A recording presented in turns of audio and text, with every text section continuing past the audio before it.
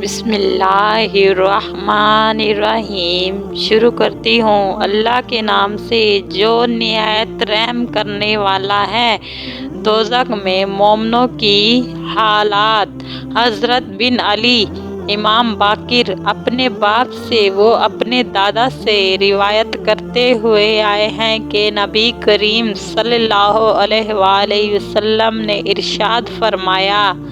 تمام امتیوں کے موحد دین بڑے گناہوں کے مرتبے جب اپنے گناہوں کی موجودگی میں بغیر شرمندگی، بغیر توبہ کیے فوت ہو جائیں گے، پھر ان میں سے جو لوگ دوزخ کے پہلے دروازے سے آگ میں داخل ہوں گے، نہ تو ان کی بینائی چھپی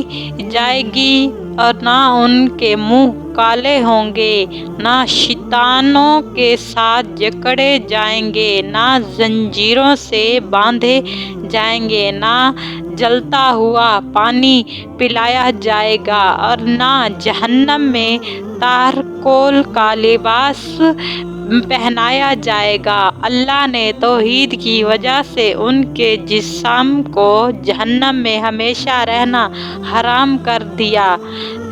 سجدوں کی وجہ سے ان کی صورتوں کو آگ پر حرام کیا، ان میں سے کسی کو بد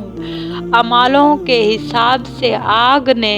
قدموں تک پکڑا ہوگا، کسی کو کمر تک، کسی کو گردن تک، ان میں سے کوئی ایک ماہ جہنم میں رہے گا پھر نکالا جائے گا، ان میں سے جہنم میں سب سے زیادہ مدت رہنے والا دنیا کی عمر کے برابر رہے گا، یعنی کہ جب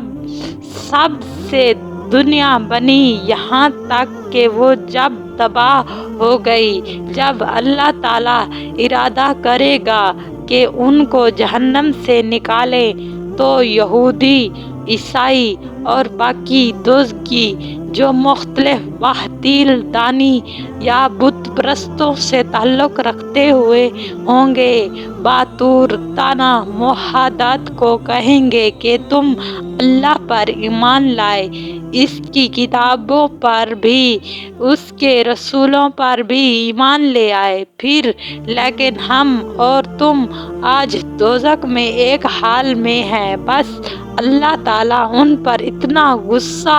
آلودہ ہوں گے کہ گزشتہ اوقات میں اتنا غصہ آلودہ کبھی نہ ہوں گے،